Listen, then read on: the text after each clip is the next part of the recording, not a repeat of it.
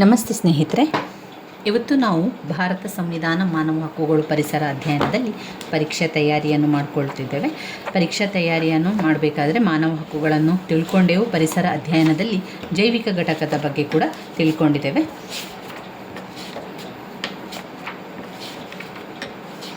ಜೈವಿಕ ಜೀವ ಪರಿಸರ ವ್ಯವಸ್ಥೆಯ ರಚನೆಯ ಬಗ್ಗೆ ತಿಳ್ಕೊಂಡಿದ್ದೇವೆ. ವೆರಿ ಇಂಪಾರ್ಟೆಂಟ್ ಆಗಿರುವಂತಹ ಪ್ರಶ್ನೆ ಅದು. ಹಾಗೆಯೇ ಜೈವಿಕ ಘಟಕಗಳ ಬಗ್ಗೆ ಕೂಡ ತಿಳ್ಕೊಂಡಿದ್ದೇವೆ.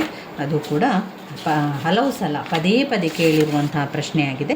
ಇನ್ನು ನೈಸರ್ಗಿಕ ಸಂಪನ್ಮೂಲದಲ್ಲಿ ಜೈವಿಕ ಸಂಪನ್ಮೂಲಗಳ ಬಗ್ಗೆ ತಿಳ್ಕೊಂಡಿದ್ದೇವೆ. ಇನ್ನು ನಾವು ಓದಲೇಬೇಕಾಗಿರುವಂಥದ್ದು ಸಾಮಾಜಿಕ ಸಮಸ್ಯೆಗಳು ಏನೆಲ್ಲ ಕಾರಣಗಳಿದೆ ಅಂತ ನೋಡ್ಕೊಳ್ಳುವೊಮ್ಮೆ. ಮಾನವನು ನೈಸರ್ಗಿಕ ಸಂಪನ್ಮೂಲಗಳನ್ನು ಸದ್ಬಳಕೆ ಮಾಡದೆ ದುರ್ಬಳಕೆ ಮಾಡುವುದರ ಜೊತೆಯಲ್ಲಿ ಸರಿಯಾಗಿ ನಿರ್ವಹಣೆಯನ್ನು ಮಾಡ್ತಾ ಇಲ್ಲ. ಪರಿಸರದಿಂದ ಈತನು ಬೃಹತ್ ಪ್ರಮಾಣದಲ್ಲಿ ಶಕ್ತಿಯನ್ನು ಹಾಗೆ ಸಂಪನ್ಮೂಲಗಳನ್ನು ಬಳಸಿಕೊಂಡರೂ ಕೂಡ ಇವನ ದುರಾಸೆಗೆ ನೈಸರ್ಗಿಕ ಪರಿಸರವು ಗುರಿಯಾಗಿರುವಂಥದ್ದು. ಇದರಿಂದಾಗಿ ಪರಿಸರಕ್ಕೆ ಸಂಬಂಧಿಸಿದಂತೆ ಅನೇಕ ಸಮಸ್ಯೆಗಳು ಕೂಡ ಉತ್ಪತ್ತಿ ಆಗ್ತಾ ಇದೆ. ಏನೆಲ್ಲ ಸಮಸ್ಯೆಗಳಿದೆ? ನಗರದಲ್ಲಿ ಶಕ್ತಿ ಸಂಪನ್ಮೂಲಗಳ ಸಮಸ್ಯೆ. 2 ಸುಸ್ಥಿರ ಅಭಿವೃದ್ಧಿ. 3 ಜಲ ಸಂರಕ್ಷಣೆ. 4 ಪುನರ್ನೆಲೆ ಕಲ್ಪಿಸುವುದು ಮತ್ತು ಪುನರ್ವಸತೀಕರಣ. 5 ಜಾಗತಿಕ ಪರಿಸರದಲ್ಲಿನ ಬದಲಾವಣೆ. 6 ವಿಕಿರಣ ಅಪಘಾತಗಳು. ನಗರಗಳಲ್ಲಿ ಶಕ್ತಿ ಸಂಪನ್ಮೂಲಗಳ ಸಮಸ್ಯೆ. ಗೃಹ ಕೈಗಾರಿಕಾ ಘಟಕಗಳಲ್ಲಿ ವಿದ್ಯುತ್ ಶಕ್ತಿ, ಸಾರಿಗೆ, ನವ್ಯ ಜೀವನದ ಶೈಲಿ, ಬೃಹತ್ ತ್ಯಾಜ್ಯ ವಸ್ತುವಿನ ಉತ್ಪಾದನೆ ಇತ್ಯಾದಿಗಳೆಲ್ಲ ಬರುವಂಥದ್ದು ನಗರಗಳಲ್ಲಿ ಶಕ್ತಿ ಸಂಪನ್ಮೂಲಗಳ ಸಮಸ್ಯೆಯಿಂದ. 2 ಸುಸ್ಥಿರ ಅಭಿವೃದ್ಧಿ. 3 ಪರಿಣಾಮಕಾರಿ ವಿಧಾನಗಳು. ಅದರಲ್ಲಿ ಪರಿಸರ ಶಿಕ್ಷಣ, ಅರಿವು ಮೂಡಿಸುವುದು, ಉತ್ಪಾದನೆಗೆ ತಕ್ಕಂತೆ ಸಂಪನ್ಮೂಲಗಳನ್ನು ಬಳಸುವಂಥದ್ದು. ಜಲ ಸಂರಕ್ಷಣೆ, ಈಗ ಒಂದು ಮಳೆ ನೀರಿನ ಕೊಯ್ಲು ಇರ್ಬೋದು, ಜಲ ಕೊಯ್ಲು, ಅದರ ಒಂದು ನಿರ್ವಹಣೆ ಮಾಡುವುದು. ಪುನರ್ನೆಲೆ ಕಲ್ಪಿಸುವುದು ಮತ್ತು ಪುನರ್ವಸತೀಕರಣ ಎಂಬುವಂಥದ್ದು. ಅದು ಪುನರ್ನೆಲೆ ಕಲ್ಪಿಸುವುದು, ಪರಿನಿಯಮಗಳು, ಸರಕಾರದ ಪಾತ್ರ, ಪರಿಸರದ ಸಿದ್ಧಾಂತಗಳು ಇತ್ಯಾದಿ. ಜಾಗತಿಕ ಪರಿಸರದಲ್ಲಿನ ಬದಲಾವಣೆಗಳು, ಜಾಗತಿಕ ತಾಪಮಾನ, ಓಝೋನ್ ಪದರದ ನಾಶ, ಆಮ್ಲ ಮಳೆ, ಅರಣ್ಯ ನಾಶ ಇತ್ಯಾದಿ. ವಿಕಿರಣ ಅಪಘಾತಗಳು ಅಂತ ಬಂದಾಗ ವಿಕಿರಣ ಪರೀಕ್ಷೆ, ವಿಕಿರಣ ಸ್ಫೋಟಗಳು ಅದೆಲ್ಲ ಕೂಡ ಅದರಲ್ಲಿ ಬರ್ತದೆ. ಇನ್ನು ಒಂದು ತುಂಬಾ ಮುಖ್ಯವಾಗಿರುವಂತಹ ಭಾಗ ಪರಿಸರ ಮಾಲಿನ್ಯ. ಯಾವುದೆಲ್ಲ ಪರಿಸರ ಮಾಲಿನ್ಯ ಇದೆ? ಜಲ ಮಾಲಿನ್ಯ, ವಾಯು ಮಾಲಿನ್ಯ, ಭೂ ಮಾಲಿನ್ಯ, ಶಬ್ದ ಮಾಲಿನ್ಯ. ಈ ಶಬ್ದ ಮಾಲಿನ್ಯ ಪ್ರಶ್ನೆ ಹಲವು ಸಲ ಕೇಳಿರುವಂತಹ ಪ್ರಶ್ನೆ. ಶಬ್ದ ಮಾಲಿನ್ಯವನ್ನು ವಿವರಿಸಿ ಎನ್ನುವಂಥದ್ದು. ಮೊದಲಿಗೆ ನಾವು ಪರಿಸರದ ಮಾಲಿನ್ಯದ ವ್ಯಾಖ್ಯೆಗಳು, ಅರ್ಥಗಳನ್ನೆಲ್ಲ ತಿಳಿತಾ ಹೋಗಬೇಕು.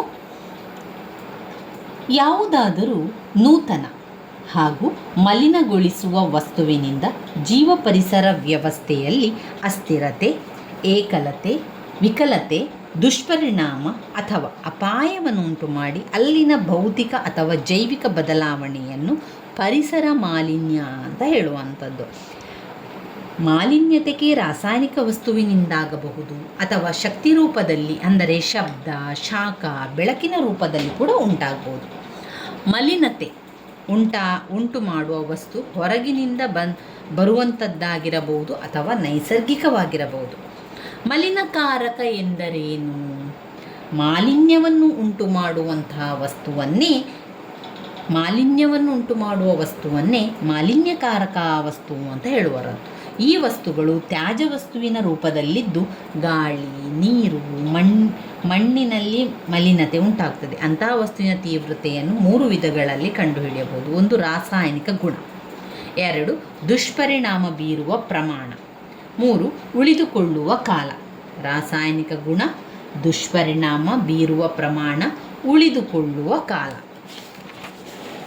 ಇಲ್ಲಿ ನೋಡಿ, ಪರಿಸರ ಮಾಲಿನ್ಯದ ವಿಧಗಳು: ವಾಯು ಮಾಲಿನ್ಯ, ಜಲ ಮಾಲಿನ್ಯ, ತೈಲ ಮಾಲಿನ್ಯ, ಭೂ ಮಾಲಿನ್ಯ, ನೈಸರ್ಗಿಕ ಸಂಪನ್ಮೂಲಗಳ ನಾಶ, ತ್ಯಾಜ್ಯ ವಸ್ತುವಿನಿಂದ ಮಾಲಿನ್ಯ, ಶಬ್ದ ಮಾಲಿನ್ಯ.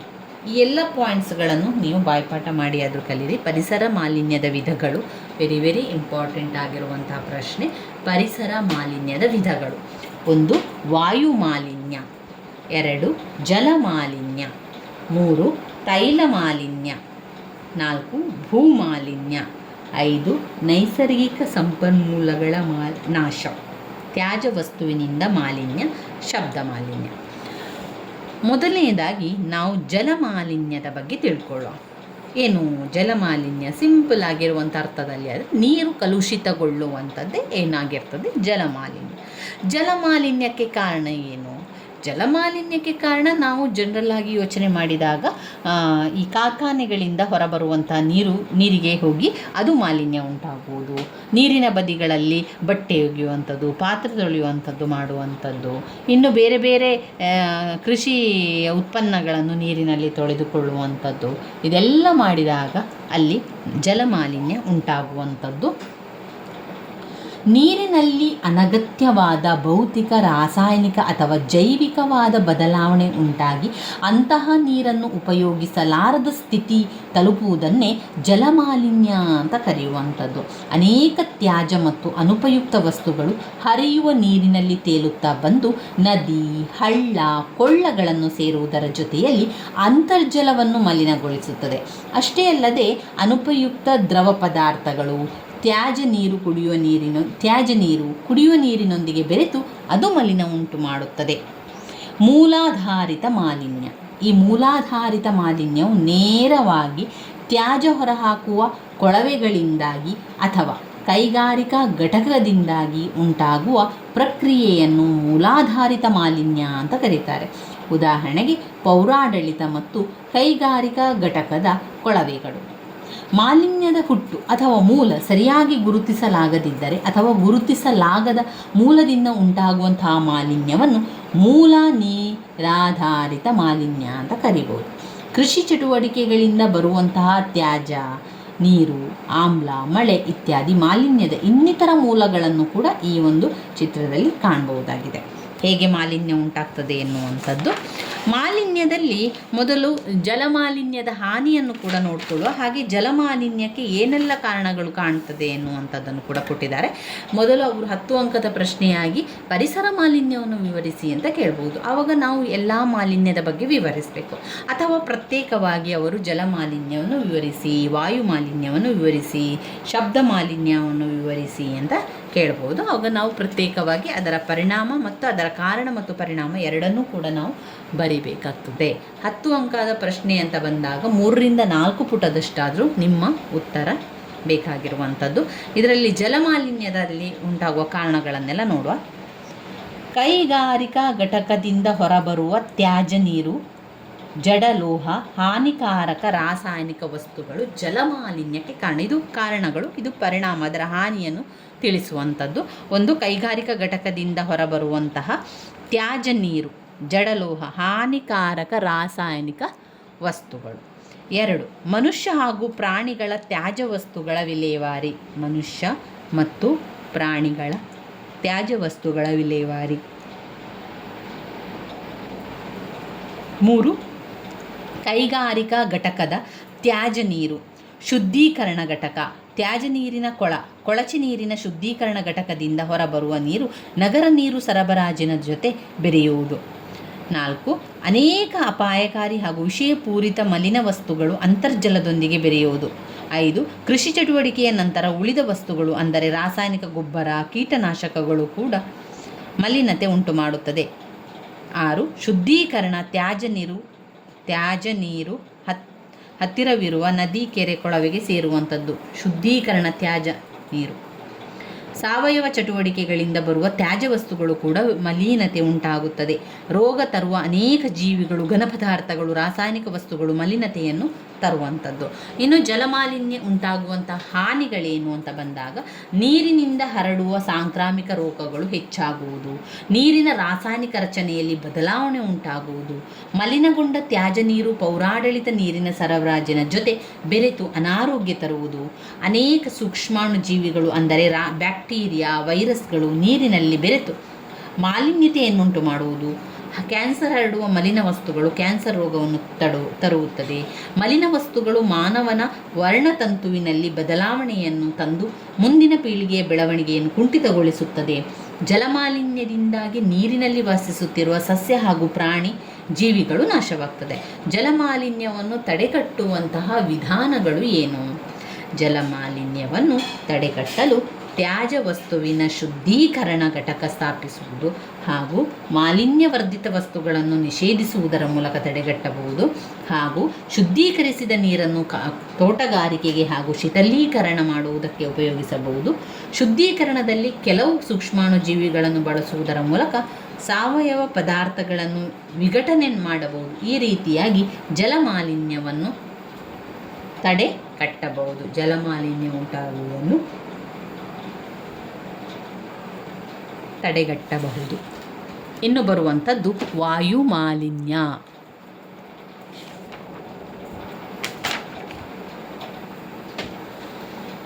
ವಾಯು ಮಾಲಿನ್ಯವು ನೈಸರ್ಗಿಕ ಹಾಗೂ ಮಾನವ ನಿರ್ಮಿತ ಮೂಲಗಳೆರಡರಿಂದಲೂ ಕೂಡ ಉಂಟಾಗ್ತದೆ. ಕಟ್ಟಡ ನಿರ್ಮಾಣ, ಕೃಷಿ ಚಟುವಟಿಕೆಗಳು, ಯುದ್ಧ ಚಟುವಟಿಕೆಗಳು, ದಹನ ಕ್ರಿಯೆಗಳು ವಾಯು ಮಾಲಿನ್ಯ ಹೆಚ್ಚಿಸುವುದರಲ್ಲಿ ಪಾತ್ರವಹಿಸ್ತದೆ. ಮೋಟಾರು ವಾಹನಗಳಿಂದ ಹೊರಬರುವ ಅನಿಲ, ರಾಸಾಯನಿಕ ಕೈಗಾರಿಕಾ ಘಟಕಗಳು, ಕಲ್ಲಿದ್ದಲು, ವಿದ್ಯುತ್ ಸಾಗರಗಳನ್ನು, ಶುದ್ಧೀಕರಣ ಘಟಕಗಳು, ಪೆಟ್ರೋಲಿಯಂ ಘಟಕಗಳು, ವಿಕಿರಣ ತ್ಯಾಜ್ಯ ವಸ್ತುಗಳ ಚಟುವಟಿಕೆಗಳು, ಇನ್ಸಿನರೇಟರ್, ಸಾಕುಪ್ರಾಣಿಯ ನಿರ್ವಹಣಾ ಬೃಹತ್ ಘಟಕ ಇತ್ಯಾದಿಗಳಿಂದ ದೂರ ಬರುವ ವಿಷ ಅನಿಲಗಳು ಮಾಲಿನ್ಯವನ್ನು ಹೆಚ್ಚಿಸುತ್ತದೆ. ಇದು ವಾಯು ಮಾಲಿನ್ಯಕ್ಕೆ ಬರುವಂಥದ್ದು ಕಾರಣ. ವಾಯು ಮಾಲಿನ್ಯಕ್ಕೆ ಕಾರಣವಾದಂತಹ ಪದಾರ್ಥ ಅವು ವಸ್ತುಗಳನ್ನು ಗಾಳಿಯಲ್ಲಿ ಬೆರೆತು ಮನುಷ್ಯನ ಆರೋಗ್ಯವನ್ನು ಹಾಳು ಮಾಡುವುದಲ್ಲದೆ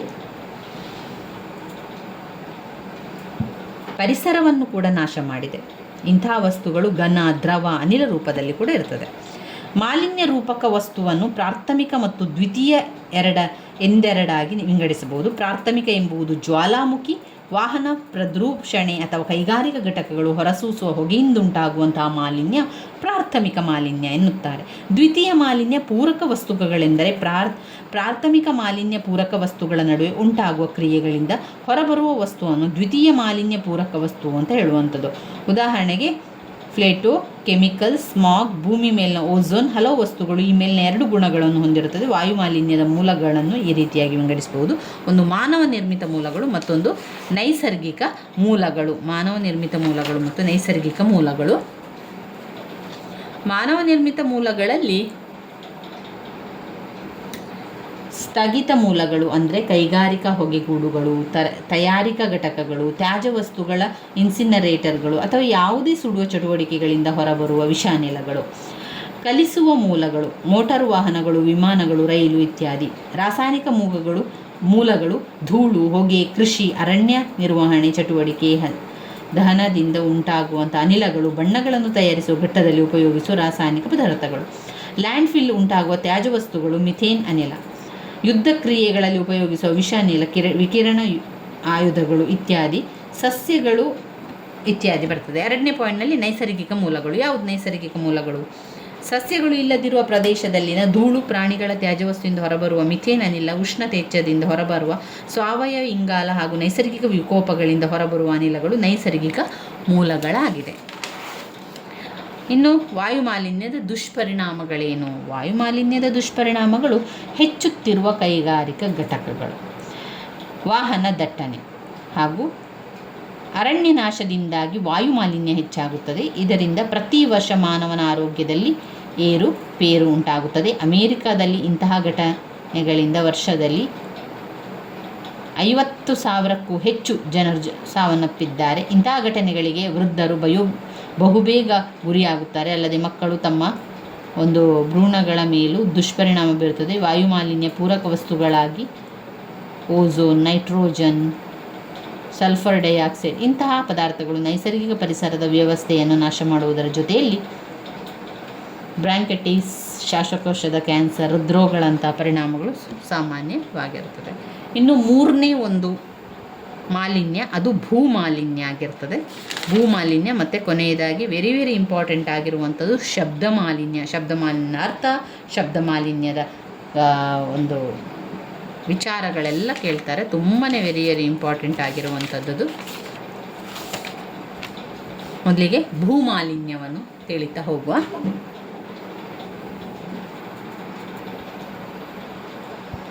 ಭೂಮಾಲಿನ್ಯದ ಬಗ್ಗೆ ತಿಳ್ಕೊಳ್ಳೋ. ಭೂಮಿ ಮಾಲಿನ್ಯ ಉಂಟಾಗುವಂಥದ್ದು ವಿಷ ಪದಾರ್ಥಗಳು, ರಾಸಾಯನಿಕ ವಸ್ತುಗಳು, ವಿಕಿರಣ, ತ್ಯಾಜ್ಯಗಳು ಅಥವಾ ರೋಗಪೂರಕ ನಿರ್ವಾಹಕಗಳಿಂದ ಮಣ್ಣಿನ ಫಲವತ್ತತೆಯಲ್ಲಿ ಉಂಟಾಗುವ ದುಷ್ಪರಿಣಾಮವನ್ನು ಭೂಮಾಲಿನ್ಯ ಅಂತ ಕರೆಯುವಂಥದ್ದು. ಭೂಮಾಲಿನ್ಯದ ವಿಧಗಳು ಯಾವುದೆಲ್ಲ? ಭೂಮಾಲಿನ್ಯದಲ್ಲಿ ಕೃಷಿ ಚಟುವಟಿಕೆಗಳಿಂದುಂಟಾಗುವ ಭೂಮಾಲಿನ್ಯ. 2, ಕೈಗಾರಿಕಾ ತ್ಯಾಜ್ಯ ವಸ್ತುಗಳಿಂದಾಗುವಂಥ ಭೂಮಾಲಿನ್ಯ. 3, ನಗರಾಡಳಿತದಿಂದ ಉಂಟಾಗುವ ಭೂಮಾಲಿನ್ಯ. ಮೊದಲನೇದಾಗಿ ಕೃಷಿ ಚಟುವಟಿಕೆಗೆ ಸಂಬಂಧಪಟ್ಟಂಥ ಮಾಲಿನ್ಯ ಉಂಟಾಗುವಂಥದ್ದು.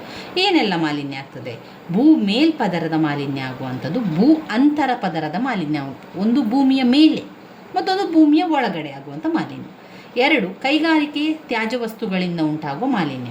1, ಭೂಮಿಯ ಮೇಲ್ಪದರದ ಮಾಲಿನ್ಯ, ಅದು ಕೂಡ ಮಣ್ಣಿನ ಪಾರ್ಶ್ವಚಿತ್ರವನ್ನು ಉಂಟಾಗುವ ತೊಂದರೆಗಳು. 3, ನಗರಾಡಳಿತದಲ್ಲಿ ಉಂಟಾಗುವ ಭೂಮಾಲಿನ್ಯ, ಇದು ಭೂ ಮೇಲ್ಪದರದ ಮಾಲಿನ್ಯ, ಮತ್ತೊಂದು ಭೂ ಅಂತರ್ಪದರದ ಮಾಲಿನ್ಯ. ಈ ರೀತಿಯಾಗಿ ಭೂಮಾಲಿನ್ಯ ಉಂಟಾಗ್ತದೆ. ಭೂಮಾಲಿನ್ಯಕ್ಕೆ ಕಾರಣಗಳೇನು? ರಾಸಾಯನಿಕ ಗೊಬ್ಬರದ ಮಿತಿಮೀರಿದ ಬಳಕೆ, ಕೀಟನಾಶಕ ಹಾಗೂ ಕಳೆನಾಶಕಗಳ ಉಪಯೋಗ, ಘನ ತ್ಯಾಜ್ಯ ವಸ್ತುವಿನ ಹೆಚ್ಚಿನ ಉತ್ಪಾದನೆ, ಅರಣ್ಯನಾಶಕ ಹಾಗೂ ಮಣ್ಣಿನ ಸವಕಳಿ. ಭೂಮಾಲಿನ್ಯದ ದುಷ್ಪರಿಣಾಮಗಳು ಏನು? ಕೃಷಿ ಚಟುವಟಿಕೆಗಳಲ್ಲಿ ದುಷ್ಪರಿಣಾಮ, ಮಣ್ಣಿನ ಫಲವತ್ತತೆಯನ್ನು ಕುಗ್ಗಿಸ್ತದೆ, ಸಾರಜನಕ ಪ್ರಮಾಣದ ಕೊರತೆ ಉಂಟಾಗ್ತದೆ, ಮಣ್ಣಿನ ಸವಕಳಿ ಉಂಟಾಗ್ತದೆ, ಮಣ್ಣಿನ ಪೋಷಕಾಂಶಗಳ ಕೊರತೆ ಆಗ್ತದೆ, ಬೆಳೆಗಳ ಇಳಿಮುಖ ಆಗ್ತದೆ, ಸಸ್ಯ ಹಾಗೂ ಪ್ರಾಣಿ ಜೀವಿಗಳ ಅಸಮತೋಲನ. ಇವಿಷ್ಟು ಭೂಮಾಲಿನ್ಯದಲ್ಲಿ ಉಂಟಾಗುವ ದುಷ್ಪರಿಣಾಮ. ಕೈಗಾರಿಕಾ ಚಟುವಟಿಕೆಗಳಲ್ಲಿ ಅಂತರ್ಜಲ ಮಾಲಿನ್ಯ, ಜೀವ ಪರಿಸ್ಥಿತಿಯಲ್ಲಿ ಅಸಮತೋಲನೆ, ವಿಷ ಅನಿಲಗಳ ಹೊರಸೂಸುವಿಕೆ, ವಿಕಿರಣಶೀಲ ವಸ್ತುಗಳಿಂದುಂಟಾಗುವ ಅನಾರೋಗ್ಯ, ಹೆಚ್ಚಿದ ದ್ರವಾಂಶ, ಇಳಿಮುಖವಾದ ಅರಣ್ಯ ಪ್ರದೇಶ. ನಗರಗಳ ಮೇಲೆ ಉಂಟಾಗುವ ಪರಿಣಾಮಗಳು. ನಗರಗಳ ಮೇಲೆ ಉಂಟಾಗುವ ಪರಿಣಾಮಗಳು ಯಾವುದು? ಕೊಳಚೆ ನೀರಿನ ಹರಿಯುವಿಕೆಯಲ್ಲಿ ಅಡಚಣೆ, ಸಾರ್ವಜನಿಕ ಆರೋಗ್ಯ ಸಮಸ್ಯೆ, ಕುಡಿಯುವ ನೀರಿನ ಮಲಿನತೆ, ದುರ್ವಾಸನೆ ಮತ್ತು ವಿಷ ಅನಿಲಗಳ ಬಿಡುಗಡೆ, ತ್ಯಾಜ್ಯ ನಿರ್ವಹಣೆಯ ಸಮಸ್ಯೆಗಳು. ಭೂಮಾಲಿನ್ಯವನ್ನು ತಡೆಗಟ್ಟುವಂತಹ ವಿಧಾನಗಳೇನು? ವಿಧಾನ ಅಂದರೆ ನಾವು ಇಲ್ಲಿ ಯಾವುದೆಲ್ಲ ಒಂದು ಮಲಿನ ಆಗ್ತದೆ ಅದನ್ನೆಲ್ಲ ಮಾಡದೇ ಇರಬೇಕು, ಅದನ್ನು ಆದಷ್ಟು ತಡೆ ಹಿಡಿಯಬೇಕು. ಅಂದರೆ ಈಗ ನಾವು ರಾಸಾಯನಿಕ ಬಳಸುವುದನ್ನು ತಡೆಯಬೇಕು, ಕೀಟನಾಶಕಗಳನ್ನು ಬಳಸ್ತಾ ಇದೆ ಅದನ್ನು ತಡಿಬೇಕು. ಅದನ್ನೆಲ್ಲ ಬಿಟ್ಟರೆ ಆ ಒಂದು ತಡೆಗಟ್ಟುವಿಕೆ ಸಾಧ್ಯ ಆಗ್ತದೆ. ರಾಸಾಯನಿಕ ಗೊಬ್ಬರವನ್ನು ಕಡಿಮೆ ಪ್ರಮಾಣದಲ್ಲಿ ಬಳಸುವುದರಿಂದ ಭೂಮಾಲಿನ್ಯವನ್ನು ತಡೆಗಟ್ಟಬಹುದು. ಮುಖ್ಯವಾಗಿ 3 ವಿಧಾನಗಳ ಅಳವಡಿಕೆಯಿಂದ ಭೂಮಾಲಿನ್ಯವನ್ನು ತಡೆಗಟ್ಟಬಹುದು. ಅದು ಅಂದರೆ ಮಿತಿಗೊಳಿಸುವುದು, ಪುನರ್ಬಳಕೆ ಮತ್ತು ಪುನರುತ್ಪಾದನೆಯಿಂದ ಭೂಮಿ ಮೇಲಿನ ತ್ಯಾಜ್ಯ ವಸ್ತುವಿನ ಪ್ರಮಾಣವನ್ನು ಕಡಿಮೆ ಮಾಡಬಹುದು. ಬೆಳೆಗಳಿಗೆ ರಾಸಾಯನಿಕ ಗೊಬ್ಬರದ ಬದಲಾಗಿ ಜೈವಿಕ ಗೊಬ್ಬರವನ್ನು ಉಪಯೋಗಿಸುವುದು. ಗಾಜು, ಪ್ಲಾಸ್ಟಿಕ್ ಚೀಲ, ಪೇಪರ್, ಬಟ್ಟೆ ಇತ್ಯಾದಿಗಳಂಥ ದಿನನಿತ್ಯದ ವಸ್ತುಗಳ ಪುನರ್ಬಳಕೆಯನ್ನು ಮಾಡಿಕೊಳ್ಳುವುದು. ಪೇಪರ್, ಪ್ಲಾಸ್ಟಿಕ್, ಗಾಜುಗಳಂಥ ವಸ್ತುಗಳನ್ನು ಪುನರುತ್ಪಾದನೆ ಮಾಡುವುದರಿಂದ ನೈಸರ್ಗಿಕ ಸಂಪನ್ಮೂಲಗಳನ್ನು ಸಂರಕ್ಷಿಸಬಹುದು. ಅರಣ್ಯನಾಶದಿಂದ ಉಂಟಾಗುವ ಮಣ್ಣಿನ ಸವಕಳಿಯನ್ನು ಚಟುವಟಿಕೆಯನ್ನು ಮರ ಬೆಳೆಸುವುದರ ಮೂಲಕ ಮಿತಿಗೊಳಿಸಬಹುದು. ಕೈಗಾರಿಕೆ ಹಾಗೂ ನಿತ್ಯ ಉಪಯೋಗಿ ವಸ್ತುಗಳ ಸದ್ಬಳಕೆಯಿಂದಾಗಿ ಘನತ್ಯಾಜ್ಯ ವಸ್ತುವನ್ನು ನಿರ್ವಹಣೆ ಮಾಡುವಂಥದ್ದು. ಇವಿಷ್ಟು ಭೂಮಾಲಿನ್ಯಕ್ಕೆ ಆಯಿತು. ಇನ್ನು ನಾವು ನೋಡುವಂಥದ್ದು ಶಬ್ದ ಮಾಲಿನ್ಯ. ಶಬ್ದ ಮಾಲಿನ್ಯ ಅಂದರೆ ಏನು? ಶಬ್ದ ಮಾಲಿನ್ಯದ ಒಂದು ಸಮಸ್ಯೆಗಳು ಏನು ಎಲ್ಲವನ್ನು ಕೂಡ ನೋಡ್ಕೊಳ್ಳೋಣ.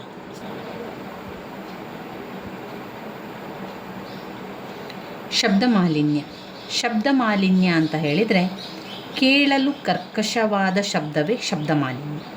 ಕೇಳಲಾಗದ ಒಂದು ಶಬ್ದ ಉಂಟಲ್ಲ, ಅದರ ಪರಿಣಾಮವೇ ಶಬ್ದ ಮಾಲಿನ್ಯ.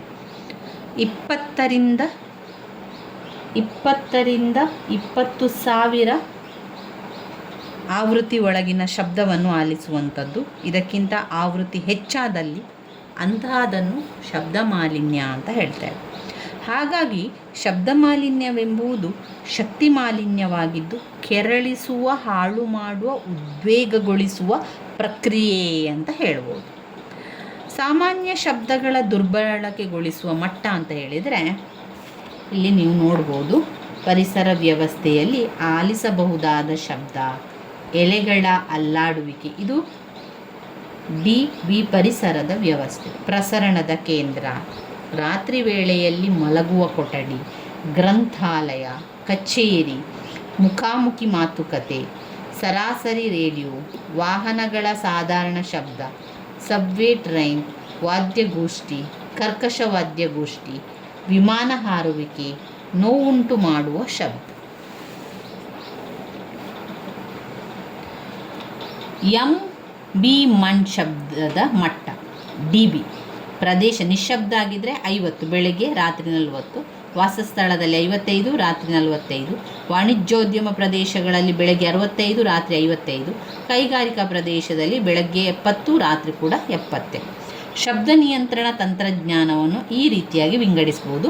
ಮೂಲಾಧಾರಿತ ನಿಯಂತ್ರಣ, 2 ಪ್ರಸರಣಾಧಾರಿತ ನಿಯಂತ್ರಣ, 3 ರಕ್ಷಣಾತ್ಮಕ ಸಾಧನಗಳ ಬಳಕೆ. ಶಬ್ದ ಮಾಲಿನ್ಯದ ಕಾರಣ ಏನು?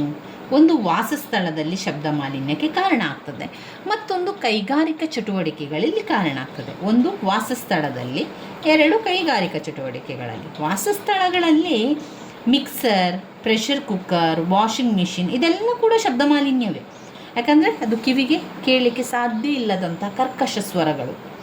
ಫ್ಯಾನ್, ವ್ಯಾಕ್ಯೂಮ್ ಕ್ಲೀನರ್, ದೂರವಾಣಿ, ಧ್ವನಿವರ್ಧಕಗಳು, ಪಟಾಕಿ, ಸಿಡಿಮದ್ದು, ರೋಡ್ ರೋಲರ್, ಕಾಂಕ್ರೀಟ್ ಮಿಕ್ಸರ್, ಕಟ್ಟಡ ಕಾರ್ಯಗಳು ಇತ್ಯಾದಿ ವಾಸಸ್ಥಳಗಳಲ್ಲಿ. ಇನ್ನು ಕೈಗಾರಿಕಾ ಚಟುವಟಿಕೆಗಳಲ್ಲಿ ಮೋಟಾರು ವಾಹನಗಳು, ರೈಲ್ವೆ ಮತ್ತು ವಿಮಾನಯಾನ ಹೆಚ್ಚಾಗಿ ಶಬ್ದ ಮಾಲಿನ್ಯ ಉಂಟು ಮಾಡುತ್ತದೆ. ಇದರ ಪರಿಣಾಮ ಏನು? ಅತಿಯಾದ ಶಬ್ದಗಳು, ಅಂದರೆ ಪಟಾಕಿ ಸಿಡಿಯುವಿಕೆಯಿಂದ ಗಾಜುಗಳು ಒಡೆಯುತ್ತದೆ. ಶಬ್ದ ಮಾಲಿನ್ಯದಿಂದ ಮನುಷ್ಯನ ಆರೋಗ್ಯದ ಮೇಲೂ ಅನೇಕ ದುಷ್ಪರಿಣಾಮಗಳು ಬೀರುತ್ತದೆ. ಅವುಗಳೆಂದರೆ ಕಿವುಡುತನ, ಅಂಗವಿಕಲತೆ, ಅಧಿಕ ರಕ್ತದೊತ್ತಡ, ಹೃದ್ರೋಗ, ಕೆಲವು ಮಾನಸಿಕ ಸಮಸ್ಯೆಗಳಾದ ಸಿಡುಕುತನ, ಉದ್ವೇಗ, ಒತ್ತಡ, ನಿರಾಸೆ, ನರದೌರ್ಬಲ್ಯ, ಮುಂಗೋಪ, ಸಂವೇದನಾ ಸಮಸ್ಯೆ, ನಿದ್ರಾಹೀನತೆಯಂಥ ಹಲವು ಸಮಸ್ಯೆಗಳನ್ನು ಎದುರಿಸಬೇಕಾಗುತ್ತದೆ. ಶಬ್ದ ಮಾಲಿನ್ಯವನ್ನು ತಡೆಗಟ್ಟುವಂಥ ವಿಧಾನಗಳು ಯಾವುದು? ಹೇಗೆ ಅವುಗಳನ್ನು ತಡೆಗಟ್ಟಬಹುದು? ಶಬ್ದ ಮಾಲಿನ್ಯವನ್ನು ಆರಂಭದ ಹಂತದಲ್ಲಿ ಮಿತಗೊಳಿಸಬಹುದು, ಅಥವಾ ಕಾನೂನಿನ ಚೌಕಟ್ಟಿನ ಮೂಲಕ ಅದನ್ನು ನಿಷೇಧವನ್ನು ತರಬಹುದು. ಆರಂಭದ ಹಂತದಲ್ಲಿ ಅಂದರೆ ಮೋಟಾರು ವಾಹನಗಳಿಗೆ ಸೈಲೆನ್ಸರ್ನ ಅಳವಡಿಕೆ ಮಾಡುವುದು, ಕೈಗಾರಿಕಾ ಘಟಕಗಳನ್ನು ವಾಸಸ್ಥಾನದಿಂದ ದೂರಕ್ಕೆ ಸ್ಥಳಾಂತರಿಸುವುದು, ಮನೆಯ ಸುತ್ತಮುತ್ತ ಗಿಡ ಮರಗಳನ್ನು ನೆಡುವುದು, ಯಂತ್ರಗಳನ್ನು ಸಕಾಲಕ್ಕೆ ಸರ್ವಿಸ್ ಮಾಡಿಸುವುದರಿಂದ ಶಬ್ದ ಮಾಲಿನ್ಯವನ್ನು ನಿಯಂತ್ರಿಸಬಹುದು. ಕಾನೂನು ಚೌಕಟ್ಟಿನಲ್ಲಿ ಅಂದರೆ ಧ್ವನಿವರ್ಧಕಗಳ ಮಿತ ಬಳಕೆ, ಮೋಟಾರು ವಾಹನಗಳಿಂದ ಹೊರಬರುವ ಕರ್ಕಶ ಶಬ್ದವನ್ನು ನಿಷೇಧಿಸುವುದು ಮತ್ತು ಅಂತಹವರನ್ನು ಕಾನೂನಿನ ಮೂಲಕ ಶಿಕ್ಷಿಸುವುದರ ಮೂಲಕ ಶಬ್ದ ಮಾಲಿನ್ಯವನ್ನು ತಡೆಗಟ್ಟಬಹುದು.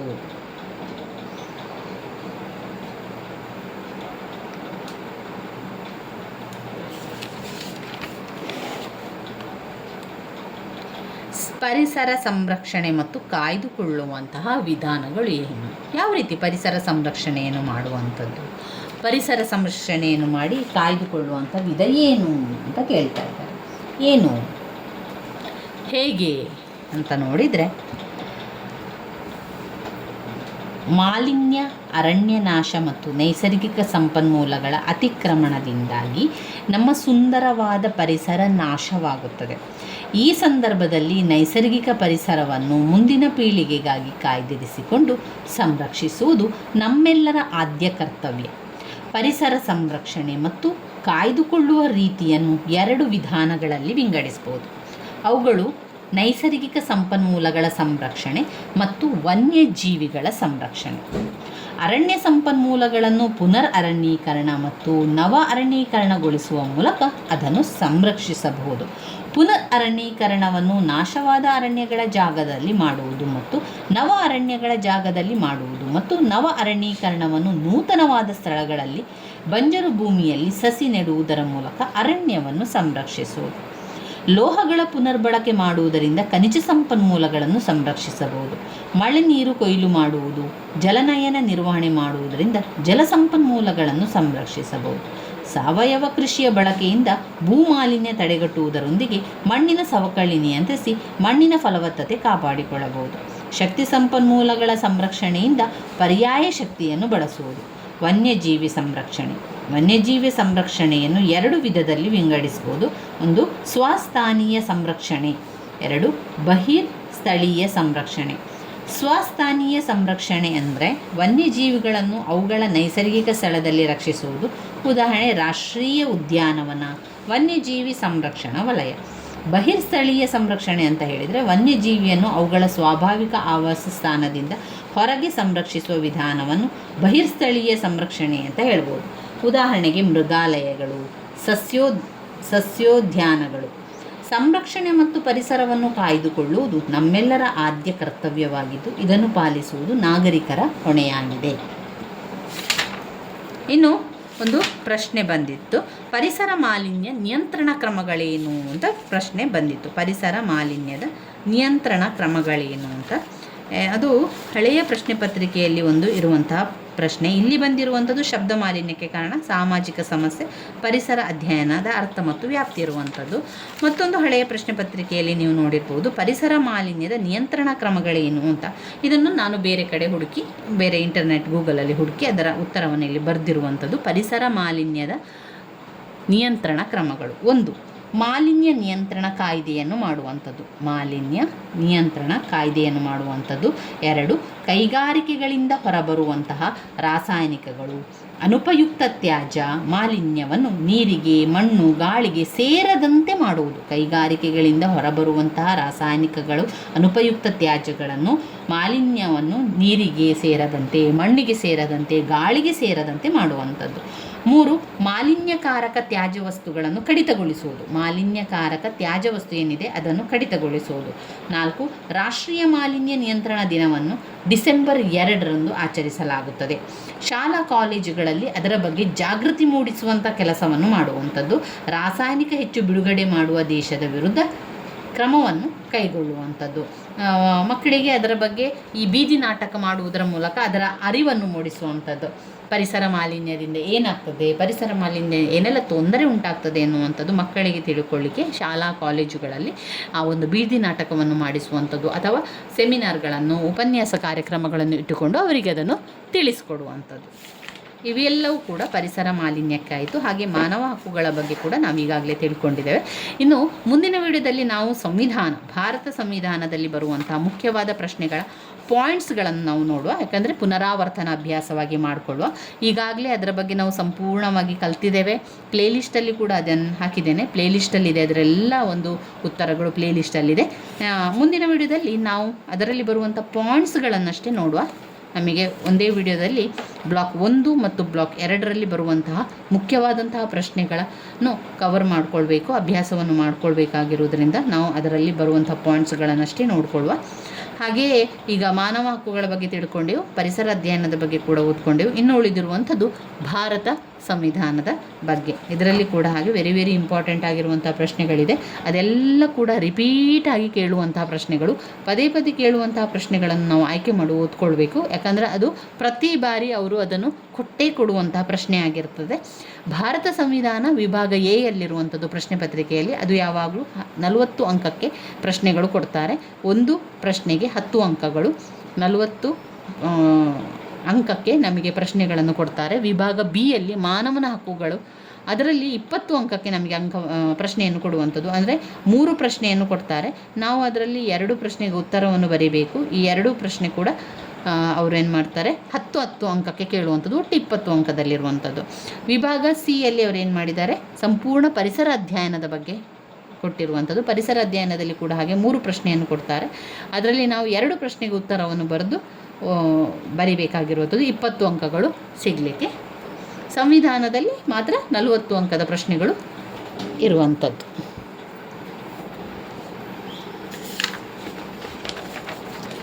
ಹಳೆಯ ಪ್ರಶ್ನೆ ಪತ್ರಿಕೆಯನ್ನು ನೋಡ್ಕೊಳ್ಳಿಲ್ಲ ಅಂತ ಹೇಳಿದವರು ಒಮ್ಮೆ ನೋಡಿಕೊಳ್ಳಿ ಯಾವ ರೀತಿ ಪ್ರಶ್ನೆಗಳು ಬರ್ತದೆ ಅಂತ. ವಿಭಾಗ ಎ ಯಲ್ಲಿ ಸಂವಿಧಾನದ ಭಾಗ, ಸಂವಿಧಾನ ಬ್ಲಾಕ್ 1 ಮತ್ತು ಬ್ಲಾಕ್ 2 ಅದು ಭಾರತ ಸಂವಿಧಾನದಿಂದಲೇ ಕೊಟ್ಟಿರುವಂಥದ್ದು. ಅದರಿಂದ ವಿಭಾಗ ಎ ಯಲ್ಲಿ ನೋಡಿ 40 ಅಂಕದ ಪ್ರಶ್ನೆಯನ್ನು ನಮಗೆ ಕೊಡುವಂಥದ್ದು. 4 ಪ್ರಶ್ನೆಗೆ ಉತ್ತರವನ್ನು ಬರೀಬೇಕು. ಅವರು ನಮಗೆ ಎಷ್ಟು ಪ್ರಶ್ನೆ ಕೊಡ್ತಾರೆ, ಒಟ್ಟು 7 ಪ್ರಶ್ನೆಯನ್ನು ಕೊಡ್ತಾರೆ. ನಿಮಗೆ ಆಪ್ಷನ್ ತುಂಬಾ ಇದೆ. 7 ಪ್ರಶ್ನೆಯನ್ನು ಕೊಟ್ಟು ನಾವು 4 ಪ್ರಶ್ನೆಗೆ ಉತ್ತರವನ್ನು ಬರೀಬೇಕು. 3 ಪ್ರಶ್ನೆಯನ್ನು ಬಿಟ್ಟು ಬಿಡಲಿಕ್ಕಾಗ್ತದೆ.